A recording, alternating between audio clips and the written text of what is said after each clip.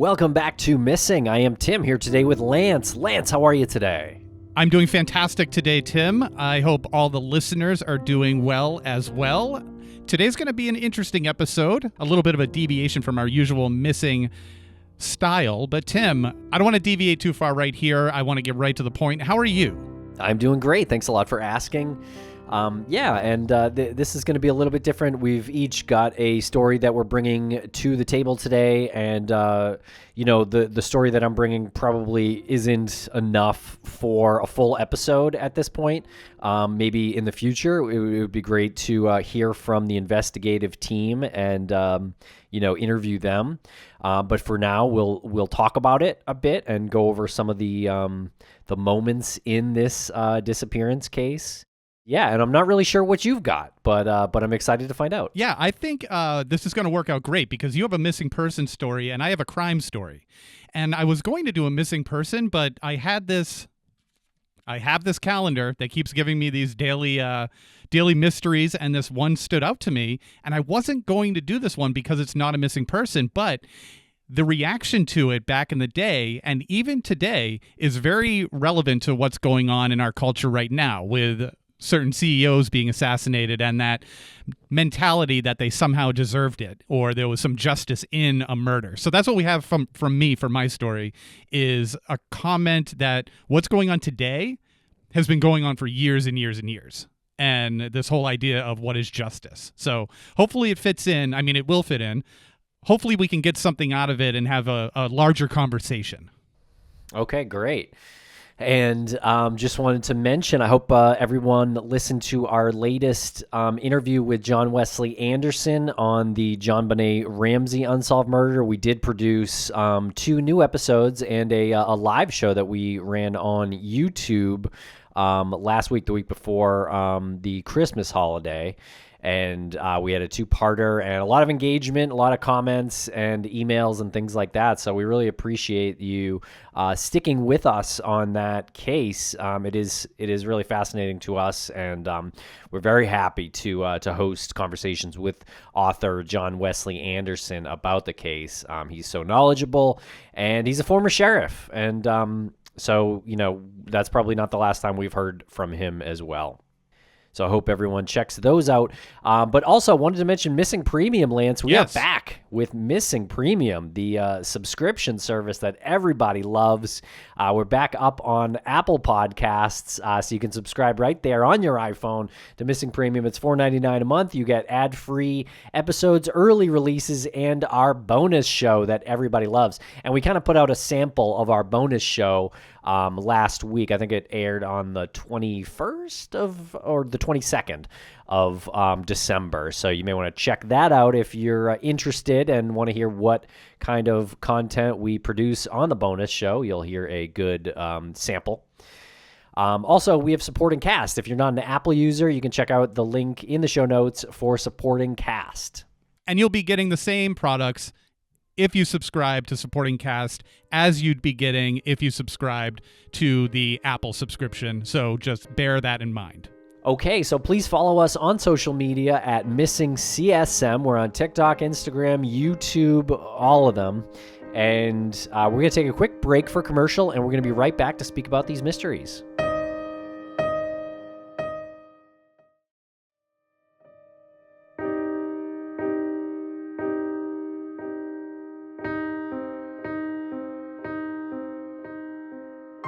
Okay, Lance, the story that I wanted to speak about here today is the disappearance of Jodi Huisentruit.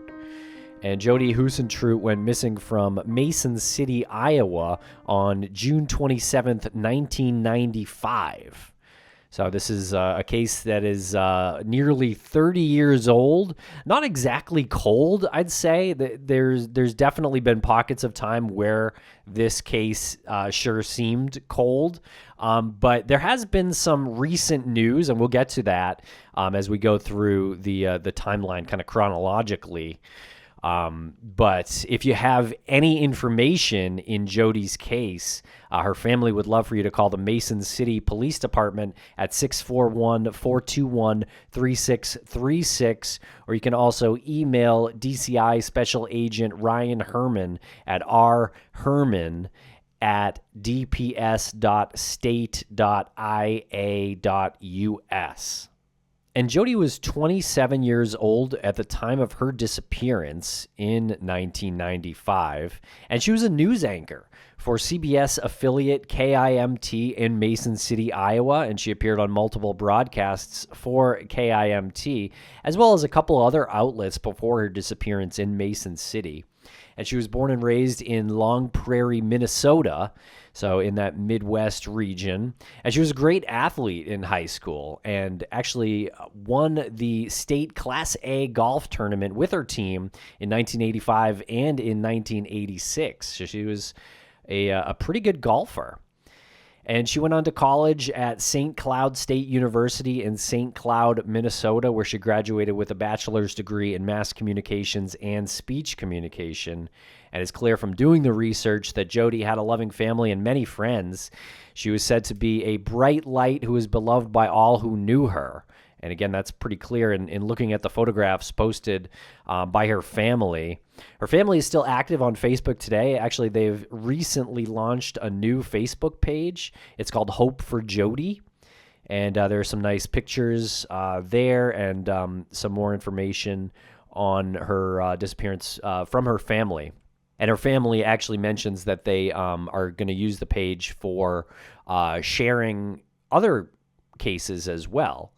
They say, we want this to be a positive environment where everyone feels comfortable to engage as they see fit, and we sincerely appreciate the interest in Jodi and her case. And while we will make efforts to respond to messages received, we may not be able to respond to all, but the page will also strive to be a platform to elevate other missing persons cases that have not received the same level of attention as Jodi's case has. And really, Jodi's case has received quite a bit of attention, mostly because I think she was a news anchor, a television news anchor at the time. And interestingly, there is a group of journalists from the area. In 2003, there was a website called findjodi.com that was created by Minnesota journalists Gary Peterson and Josh Benson. And that site is still up and running today, and that's one of the sources for this episode. And that same group actually launched a podcast called Find Jodi that launched in 2020, but hasn't been active since 2022.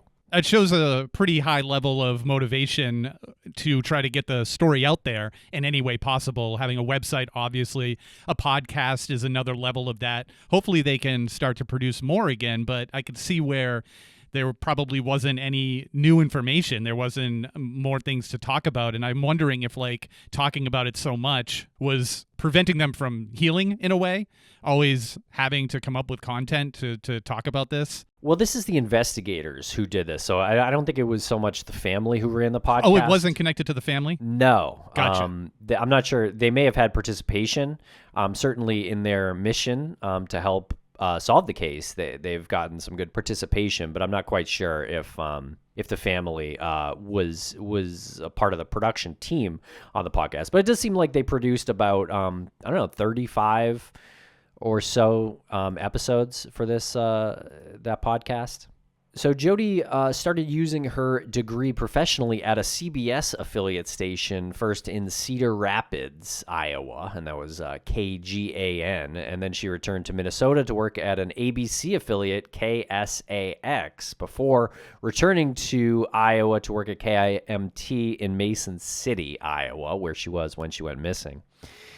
So at about 4 a.m. on Tuesday, June 27th, 1995, KIMT producers noticed that Jodi hadn't yet arrived for work. And they called her, and she answered, and let them know that she had accidentally overslept and was preparing to leave for the station as soon as she could. She was one of the hosts of a morning show called Daybreak. But by about 6 a.m., she hadn't yet arrived, and a different anchor had to fill in for her on that morning show. And at around 7 a.m., the KIMT staff called the Mason City police. And police responded quickly, and they responded to Jodi's apartment. And what they found was interesting.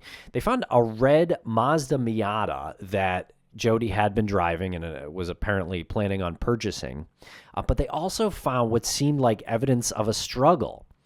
and they found Jodi's red high heels, some other personal items like a blow dryer, earrings, a bottle of hairspray, as well as Jodi's car keys. But one of the car keys had been bent. So I think that was sort of looked at as possible evidence of a struggle. I mean, all those items together certainly would sort of paint that picture. But the key in particular is interesting because it's almost like she put it into the door and then, I don't know, got pushed or pulled or something and held on for a moment, you know? Yeah. That's exactly where my head went, where she might have been trying to get away and there was a struggle while she was trying to open the door. That's a very telling clue. Yeah, I would say so. And also some of the items that she had with her that were found there, like the blow dryer, earrings, and a bottle of hairspray. It does seem like maybe she was going to finish getting ready when she arrived at the station, having brought the blow dryer and hairspray out to her car. Seems in line with someone who maybe overslept and was trying to get to work quickly. Yeah, for sure. And I wonder how often she would provide her own products to work in the past. Blow dryer and hairspray sounds like something that the makeup department would have on hand. So yeah, maybe she just wanted to go in, take care of herself real quick to get on air. And neighbors were interviewed that day, and police identified at least 3 ear witnesses to hearing Jodi screaming around the time she would have been leaving for work. And there was also one neighbor who mentioned seeing a white Ford Econoline van idling in the apartment parking lot. Honestly, not trying to make a joke here, but enter the white unmarked van and all of a sudden you have a whole new realm of suspicion and mystery. Yeah, absolutely. And my apologies for making it seem like I'm making light of the whole white van thing, but these are the facts in this case, right? Yeah, I mean, and I feel like most cases without a solve or without too many answers, you know, there is typically a vehicle description out there, whether it's connected or not. We don't know. But a lot of times there is like a mysterious vehicle. I know in, Morgan Murray's case, there's the red pickup truck. Several other cases, there is a vehicle of note. A lot of times it doesn't have anything to do with it. In this case, we're just not sure. So police conducted hundreds of interviews and several searches, some with the help of volunteers. But shortly after Jodi's disappearance, her family hired reputable private investigators from Minneapolis called McCarthy and Associates. And as far as I could tell, the firm is still in business today. But unfortunately, the case went cold, and Jodi was legally declared deceased in May of 2001. So how many years after the 7? Yeah, about 6 or 7 years later, yeah. Okay. Does that seem fast?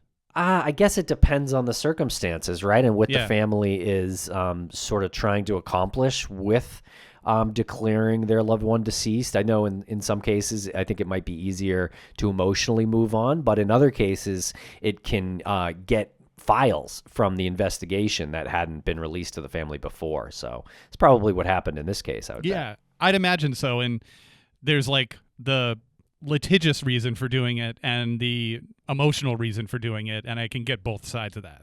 Yeah. So in 2003, that's when this website findjodi.com was created by Minnesota journalists Gary Peterson and Josh Benson. And yeah, the site is still up and running today. You can go to it and find a lot of great information. And that same group actually put out a play. They put on a play in 2012 called Fade to Black that was performed 4 times in the summer of 2012. And it apparently led to some good discussion on the case. Wow. That's a really interesting way to get the word out. It is. It almost looks like an Our Town type of play where it's like a black box, like there's no set, it's people standing there and speaking. Yeah. Which was probably effective, I would bet. Oh, for sure. That's really interesting. What a good idea. I wonder who came up with that. Yeah, I'm not sure. Definitely someone or several of the people from that group there from the findjodi.com site. But still, unfortunately, nothing concrete in the investigation. And in 2019, another private investigator joined the search. His name is Steve Ridge. And Ridge doubled the reward in the case to $50K. And Ridge said that the reward does not require an arrest or conviction, but simply the recovery of Jodi's remains. And of course, without a body, it would be tough to prosecute anybody. But with Jodi's remains, you would imagine there would be some DNA evidence that could be gathered if her remains were ever found. And then with 2024 came some hope. An anonymous tip led to an official search in Winstead, Minnesota. And apparently there was an apartment building that was being constructed, and the tip was about that site. But sadly, police report that there was no human remains found. And here's a quick clip from Winstead Police Chief Justin Helt on the search. For a while now, I've been assisting an agency out of Iowa. And on October 18th, I assisted them as well with a search of a property owned by the city of Winston. I can tell you that during my time out there, and I was out there from start to finish, we did not find any bones or a body. And just recently, in November of 2024, in interviews that private investigator Steve Ridge did with the media, he mentioned that Jodi had a new boyfriend at the time of her disappearance. And apparently the relationship was very new, like 10 days or so.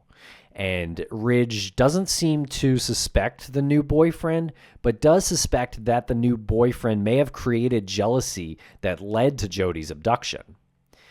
And the PI, Steve Ridge, also says that he's narrowed his search for Jodi's abductor down to 4 persons of interest. And he says he's confident that one of them is the person who abducted Jodi. You said narrowed it down to 4? That's what he says, yeah. He said recently in a News Nation interview. Interesting. Was this a written interview, or was this like a press conference interview? It was just like a news segment interview. It was like a 8 or 9 minute interview on News Nation's station. I was just curious because I didn't know like if he submitted a statement saying that, or if this was something that was like him behind the podium and reading from a written statement that he had. Not like it makes much of a difference, but just a very specific number. I don't know if it was something that was more maybe, we have around 4 or something like that. Yeah, I think he's a PI who's been working the case for 6 or 7 years now, and has dug in as deep as he can, and that's his take, and it's a little unclear how closely he's working with family and with the Find Jodi investigative team, but I do know that the Find Jodi team is sharing information that Ridge finds as well, so it's seems like there's some relationship there. And then some even more recent news. As of only a few days before we are recording this, on December 20th, 2024, journalist Caroline Lowe of the Find Jodi team wrote an article for the site stating that the Mason City police investigator who was assigned to Jodi's case recently met with Wood County, Wisconsin sheriff to discuss a deceased murder suspect named Christopher Revac. And apparently Revac was previously dismissed as a suspect in the case, sort of interestingly.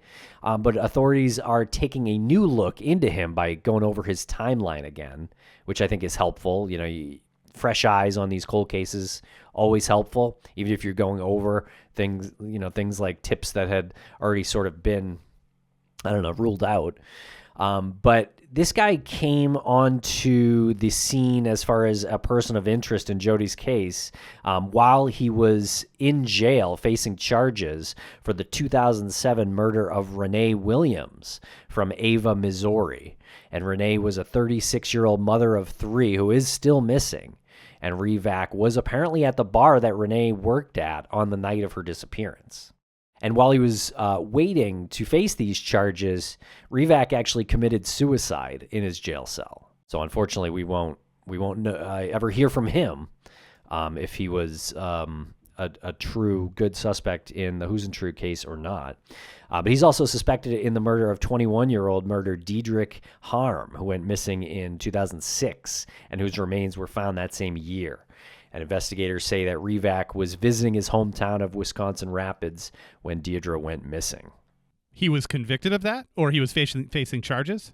He wasn't facing charges on that one, but he's suspected in that case as well. So he's suspected in murdering at least two women, young moms, basically, sort of in the same demographic as Jodi. Interesting. So you would have said this if it had existed, but there was no note, no suicide note. Not that I know of. Yeah. Yeah, it probably would have been reported that he left a note or something. But that is unfortunate because that sounds like it's at least an answer to something, to one of those unsolved murders or missing persons. Yeah, it seems like good chance he's good for at least 2 murders, but unclear if there's a real connection between him and Jodi as far as him committing that murder or abduction. And that's pretty much where we are, Lance. That pretty much brings us up to the current time frame. It does seem like this case heated up in the past few months with this news from the PI and with this official search in November of 2024. So it's good to hear that, hard to call it a true cold case at this point when you're hearing about investigators traveling to interview, or work on the case with other investigators. So it seems like, they're taking tips, even anonymous tips, very seriously, leading to, searches in different states. So we're certainly behind the Find Jodi team and Jodi's family. Hope there are some answers in this case soon. Yeah, for sure. And hopefully if the opportunity presents itself, we can have someone on the show more closely connected to it to discuss more of the details because, like you said, it seems to be gaining some momentum or heating up. And, any way that we can push that forward even more, we're happy to do so. So maybe if someone's listening and they know a person or they are the person, just reach out and we can connect and make something happen on the show and just keep that conversation as strong as possible. Okay, so there are some links in the show notes with some sources and a couple of Facebook pages that you may want to follow if you're interested in the updates on this case. And definitely check out findjodi.com as well. There are some a lot of articles on that site that where you can learn a bit more about the case.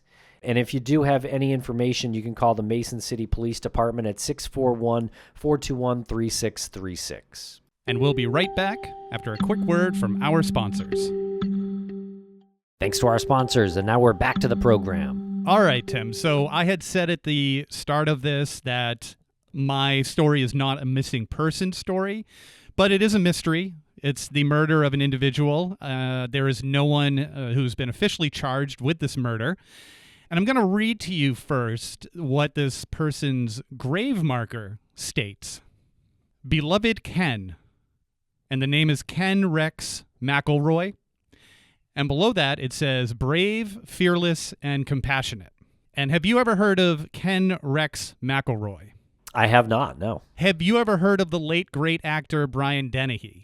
Oh, of course, yeah. Yes. FX and FX2, yeah. Oh, yeah. Among many other movies. Among many other movies.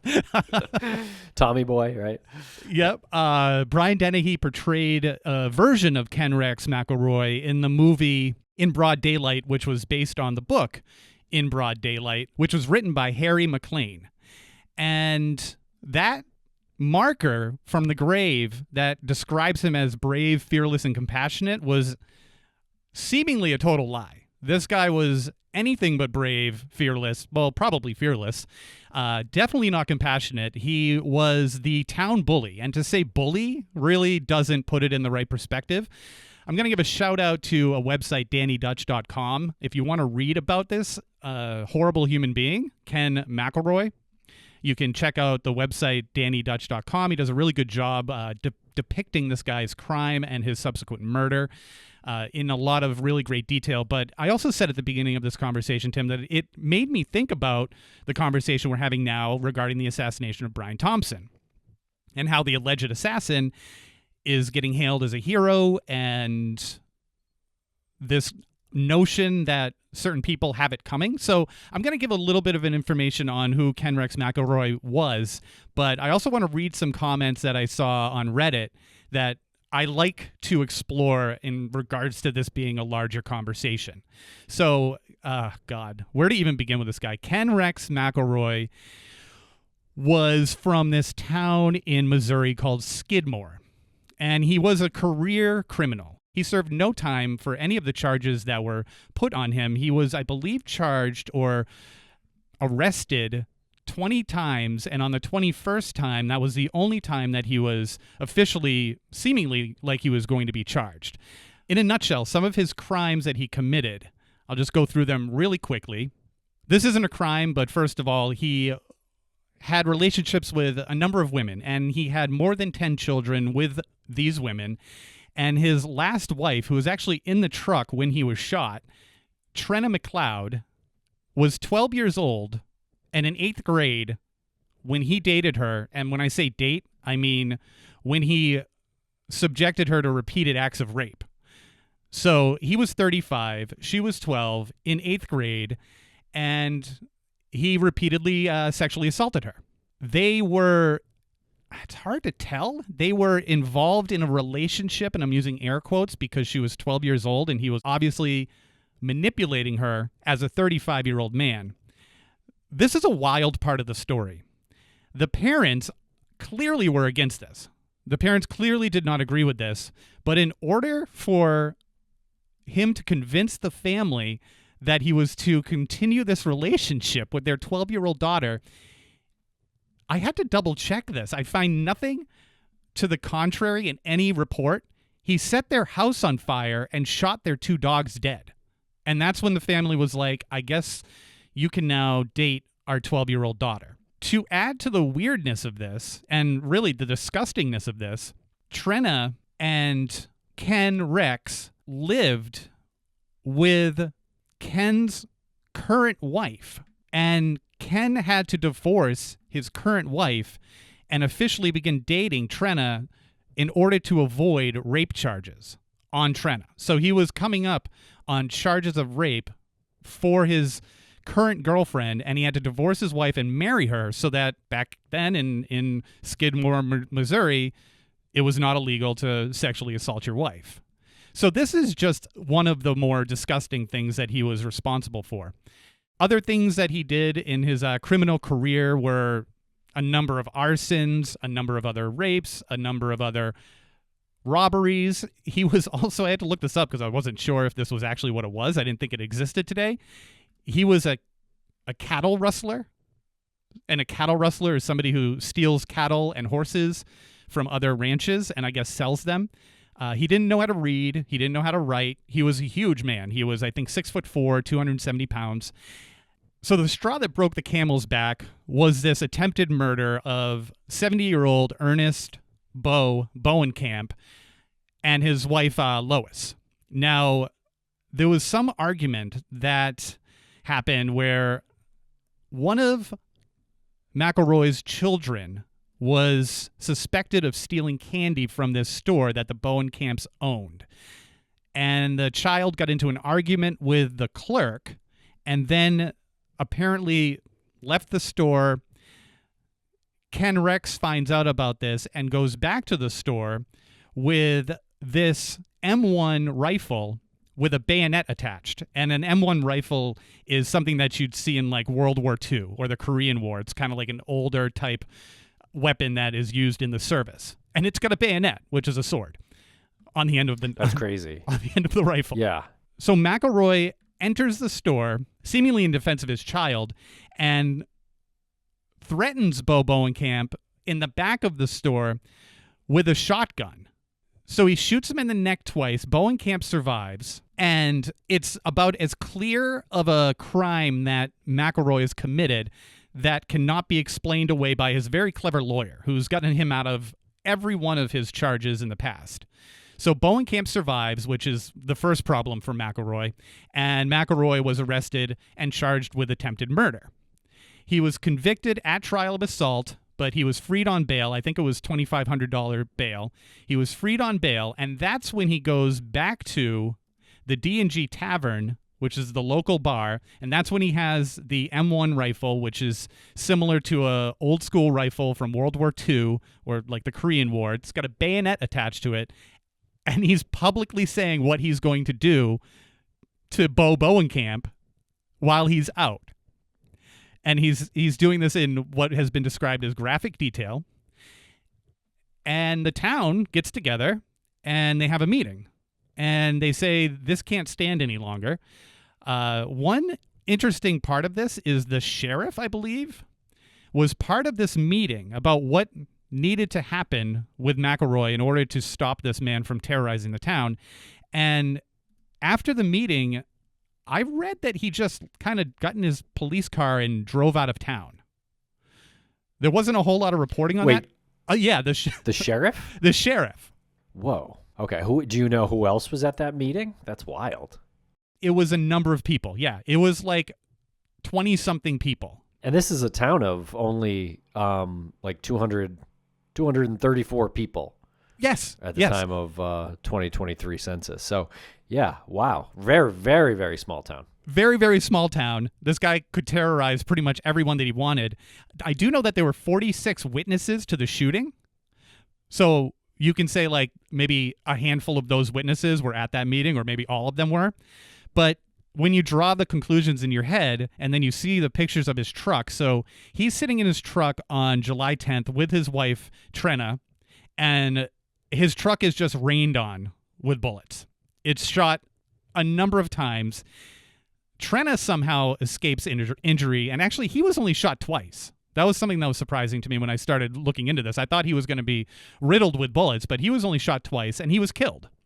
And people in the town, there's a famous quote that says, this Missouri-based journalist, Steve Boer, described the attitude of some townspeople as, quote, he needed killing. So if you're drawing conclusions, the town has a meeting. They say, we got to do something. Everyone owns a gun. The sheriff's like, hey, if I'm out of town when this happens, I'm out of town when this happens. And I think what they did was say, everybody fire on that truck. And whoever hits them, hits them. We won't know who it was, so we all directly don't have to deal with any sort of guilt. Legally and also, like, emotionally. Like, we don't have to really know if we were the ones that did it. And because he was only hit twice, that tells me that a lot of people were probably blindly shooting. You know, not taking, like, real aim, hoping somebody else was taking better aim and they were a part of this vigilante mob, this street justice. This is 1981. It's amazing no one else got shot. It's amazing. I mean, Yeah. it's crazy no one else got shot. So he's shot and killed, and Trenna actually later sues the town for wrongful death for $5 million, and it's settled later on for, I think, like $17,500 that she, or $17,600. So the case was settled out of court, and she unfortunately dies later on in January of 2012 of cancer on her 55th birthday. So in a sense, this freed her from the horrifically abusive relationship that she had with this complete maniac, and she was able to live what I think was somewhat of a, quote, normal life. There's not a whole lot on the details of her life. I mean, she's done interviews very rarely, but mostly she kept her life private. And then the book was written in broad daylight, and Brian Dennehy played a version of him. I don't think he had the same name, but he played. It was based on the character. But I found this thread on Reddit, and we could go into more details on this guy's other crimes, but it really doesn't matter. I mean, robbery, rape, cattle rustling, arson, attempted murder. Jeez, that's wild. Yeah, like nonstop, like crime. And he managed to get a really good lawyer too, which was absolutely crazy that his lawyer manipulated how much the law had failed in all of his crimes. But I found this, okay, back to the Reddit thread. And I just wanted to read a couple of these because it really just struck me as like very relevant today. Someone writes, "This is what happens when you are cruel to others and the victims aren't taken seriously by the police. People will eventually take matters into their own hands. Someone did a good job." Wow. I mean, it's crazy to me that it's about a fifth of the town of Skidmore Right? were actually eyewitnesses to this killing. Yeah. And no one said a word to the authorities. No one said a word. Trenna did say that's the person who shot him, and I'm not going to say the name because he was never charged with anything, but she did identify somebody as the shooter, like that's the person who fired the fatal shots, and that person was never charged. And no one, as far as I know, no one was ever brought to trial or or Yeah. really taken seriously as a suspect. No indictments ever. Nope. Wow. Someone here on Reddit said, I both abhor violence and love this story, and I make no attempt to reconcile the divide. And someone responded to that by saying, same. Some people just truly get what they deserve, and I think that's beautiful. That's the quote. Wow. Isn't that wild?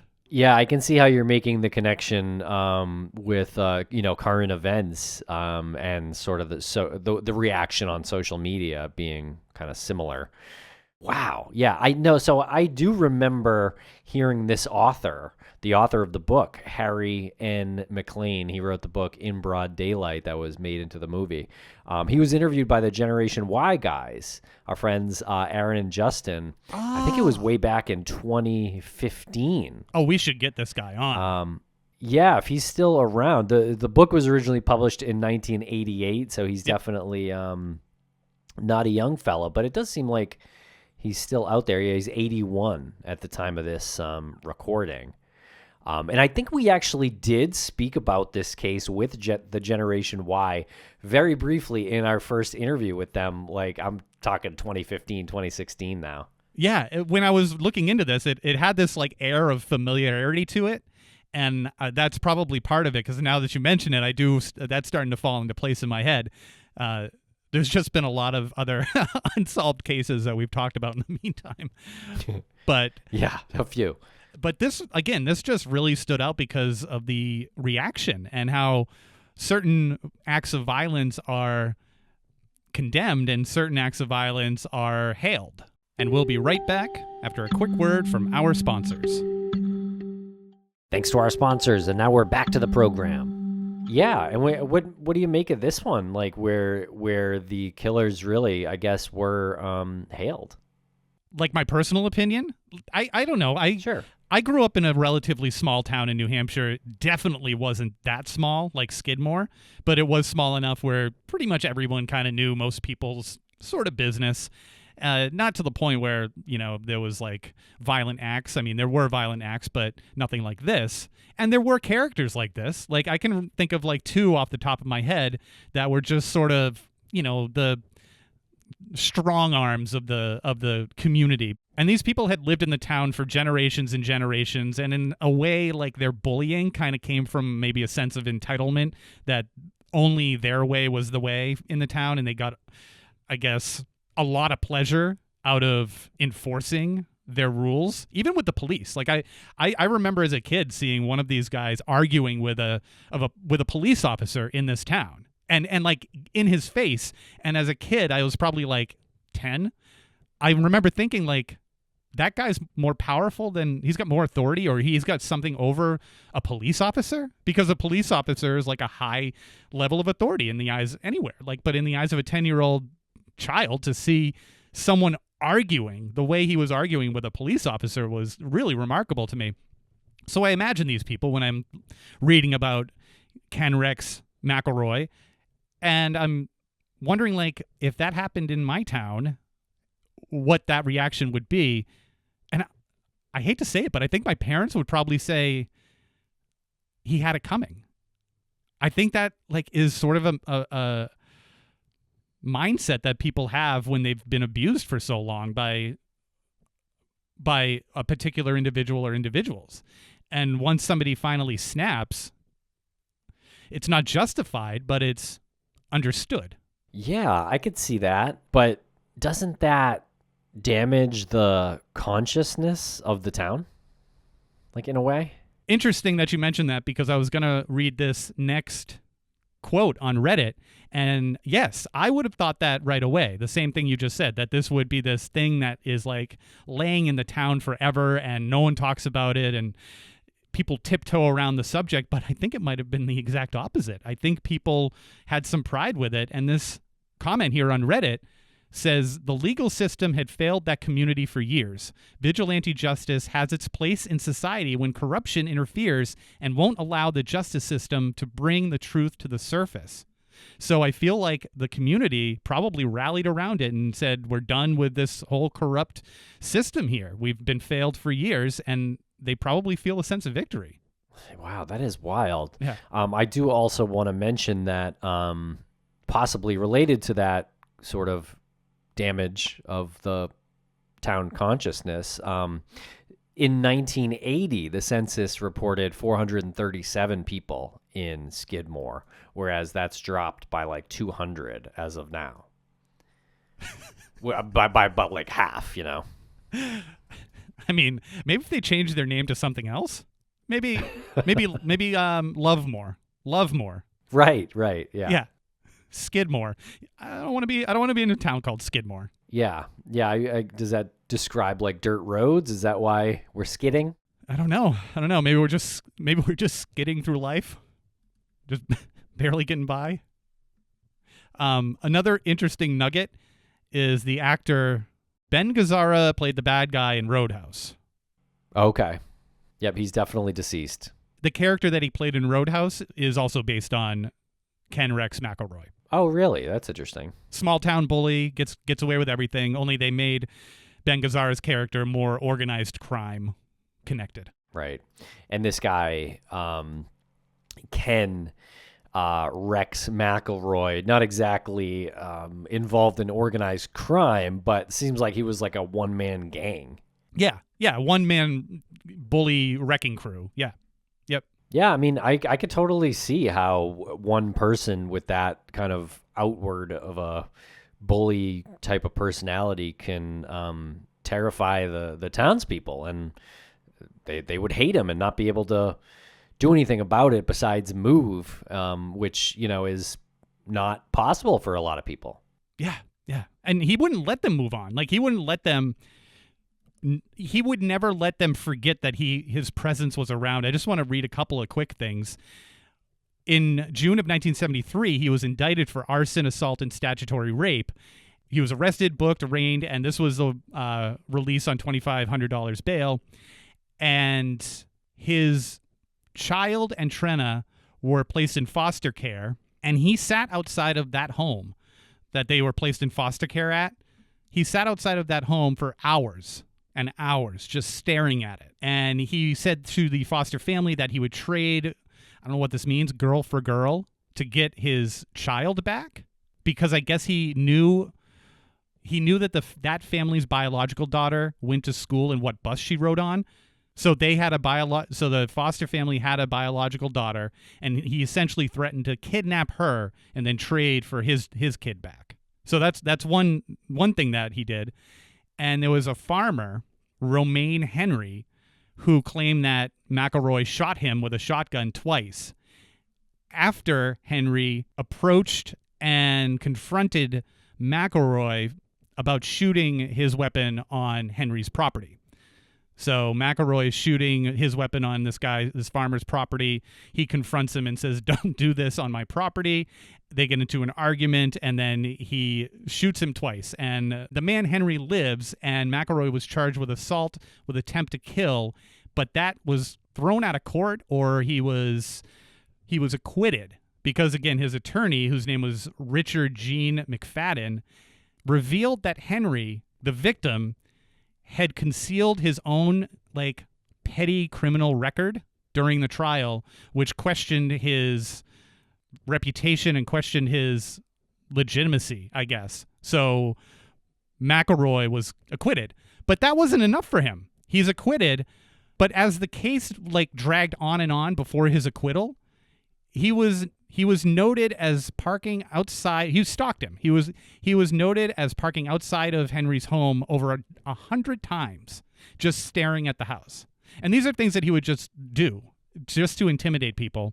And his lawyer, this McFadden guy, was super clever with how he was able to get him off every single time. And when did you say that was, that indictment? That indictment of the farmer was July 27th, 1976. Trenna and the daughter and the foster family, that was 1973. Okay. Yeah, it almost seems like he's like a local terrorist, really. Yeah. Is really what he's doing, causing fear throughout the entire town. Yeah. Did you ever hear of, read, or watch the Stephen King Under the Dome? I did hear a bit about it when it came out, but I don't think I watched it. There was a TV movie, right? That came out? Yeah. Yeah. I feel like one of the characters, I think it's a character who's a sheriff, actually the sheriff in that, it feels like that was also based on this guy. Just how this one person had this control over a town and really was very insecure when he wasn't being an absolute monster of a bully. But I enjoy this conversation that we've been having in a productive manner. This whole, is it justified or not? And should we feel good about some of these things? Yeah, I mean, this one definitely gives me a different feeling than the CEO shooting of Brian Thompson by the suspect Luigi Mangione. But I do see the similarities, but this one seems more like a conspiracy. Almost like a public conspiracy, and it does sound like the local law enforcement, the sheriff was probably aware of something that was about to happen. It seems like there might have been some frustration on the sheriff's part too, not being able to, lock this guy away for any of his crimes. Yeah, and I don't know. Some of the comments that I was reading mentioned the word corruption, and I don't know if there was corruption in this small town in the police department, so I don't want to indicate that that was a thing, but that's just what I was reading. And you're right. Like, regardless, like, they don't want this person in the town anymore. They weren't able to put him behind bars when they should have, and this was what the result was. I would say it's probably a lot more easy to be corrupt in a very small town than in a bigger town. For sure, yeah, definitely. Well, yeah. This was fun. Wow. This was fun Yeah. in that true crime fun that we try to have here. And again, like I hope this does like open up or keep that conversation going. That I think is very, very fascinating and important. Yeah, I mean, my takeaway here, murder is not justified, but there are circumstances like this guy, Ken Rex McElroy, who, something needed to be done. I'm not going to say murder was the only answer, but nothing else was working, I guess, and certainly don't want to compliment Luigi Mangione in the murder of Brian Thompson, but I do recognize the public reaction as being interesting and different. I mean, that's one of the things we speak about here on these airwaves is cultural reactions to crime, and missing persons cases and things like that, and that is certainly one that was quite incredible. Yep. Very much look forward to speaking on this subject more as things develop. But that's the story of the unsolved murder of Ken Rex McElroy. And I do appreciate your story, keeping that disappearance as bright in the spotlight as possible. Yeah. Maybe we'll have a follow-up on Jodi Huisentruit's case. Definitely seems like there has been some movement lately, and so maybe we're getting closer to some actual answers in that case. Seems very possible, I would say. So, all right, everyone. Thanks a lot for listening here today. It was nice chatting with you about these cases, Lance, and I hope everyone out there enjoyed it as well. Make sure to check out Missing Premium on Apple Podcasts or on Supporting Cast. Link in the show notes for Supporting Cast.